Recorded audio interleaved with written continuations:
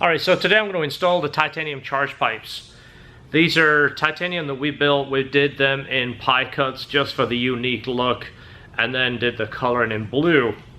So this is a 2019 NSX. Engine bay essentially is the same from 2017 to 2019, so the fitment is the same. They're basically just two pipes that replace the factory black ones. There's no performance benefit to these. There's no pretending that it's going to give you a better throttle response or better acceleration. There's no change with these. This is just purely and simply what we call eye candy. It just looks nice. In the engine bay, the whole thing is black, so the black charge pipes kind of disappear. So for my car, I wanted something a little bit more unique, and because we manufacture and build things from titanium, I wanted to do the charge pipes in titanium and then the nice gold weld so it stands out. I'm going to show you how it comes apart. If this is something you're interested in buying from us, we might make a few limited production, but I'm going to show you how to replace it. That way, if you want to take yours apart and buy somebody else's or make your own or whatever, there's no secrets, but if I can show you how easy it is, hopefully it'll help. Okay, so if you have an NSX, hopefully it should look like this when you open the hatch. Now, getting to these hoses, it looks like it's kind of filled in there. It looks like it's pretty tight. It's actually very simple to get this apart. Let me show you. This is the way in the sequence makes it easier. So these two side covers, there's one on each side that's symmetrical. These are just popped in on rubber pins. So you're going to pull this up here and here. Don't use any tools for this, just use your fingers, just so you don't scratch it. My car has the basic black, which is just the painted plastic. Some of these was an option to have in carbon fiber, but either way, just be careful. Don't scratch these up, because once it's scratched, it's going to stand out and drive you crazy. Same procedure on the other side. You can use gloves if you want. I prefer to use my bare hands, but just going to pop these up. Don't bend them too much. I'll show you once they're removed.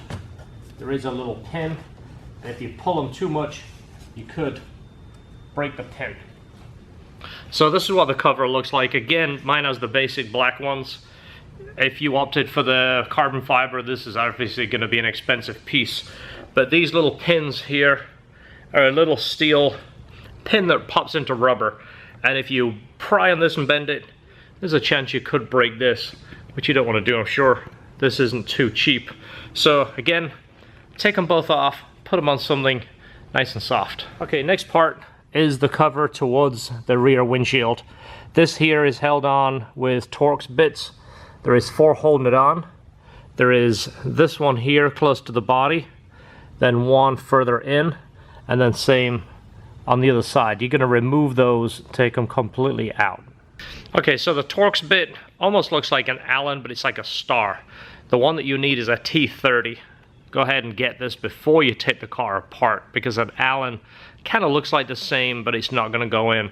It's going to scratch the heads of the bolts. So this is a T30. Okay, so remove these. They are 2 different lengths here.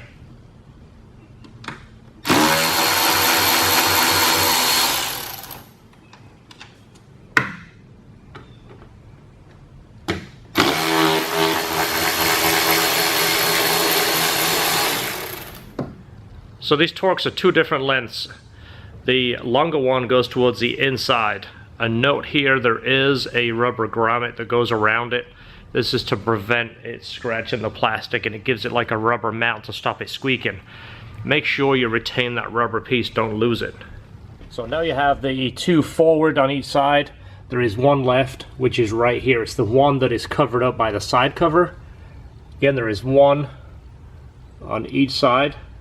Go ahead and remove that and take it all the way out. Again, once you have the 6 bolts removed, again, note which bolt came out of which hole. There is 4 longer and 2 shorter. Just pay attention which one came out. And as you see, this one came out and the rubber did not come off with the bolt, so pay attention to that. Make sure you remove it out the cover before you take the cover and lose that rubber piece.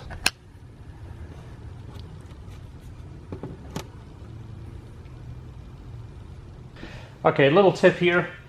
Get yourself some blue, the painter's tape. Use the blue because it's not the most sticky and it's not going to remove paint. But On these shocks right here, just put a strip on each side towards the inside. That's all you need. Doesn't need to go all the way around. Once you've took the 6 screws out, you're just going to pop it up and carefully remove it by sliding it back. Now you see why we'll put the tape on there so we don't scratch the shocks or the cover. Now again, this is just the painted plastic part. Again, I want to keep it nice. I don't have the fancy carbon fiber one, but either way I want to take care of it. So just be careful removing this. This is the one locating pin. You just want to make sure you don't bend the cover. Just lift it up perfectly straight. Okay, so now you've removed the covers. This is what it's going to look like. Again, look around. Just familiarize yourself with what you are looking at here. These are the air boxes, which basically houses the filter, has the mass airflow sensor on the top. These are the 2 charge pipes. There is one clamp here, and then there is one on the other end of the pipe. Symmetrical, same on both sides. It's just a rubber pipe.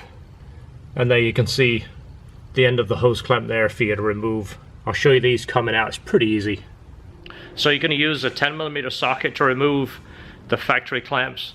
Again, I'm using a 1/4" drive and running it on an electric ratchet.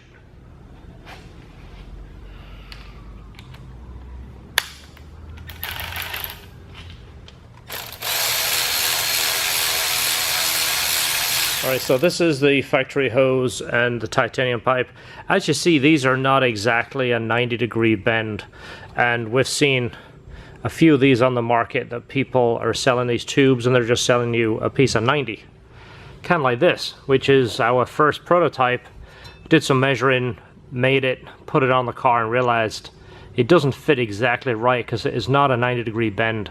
It's closer to a 74-degree, which is one of the reasons we're using the segment bends so we can get that angle exactly right. You see that?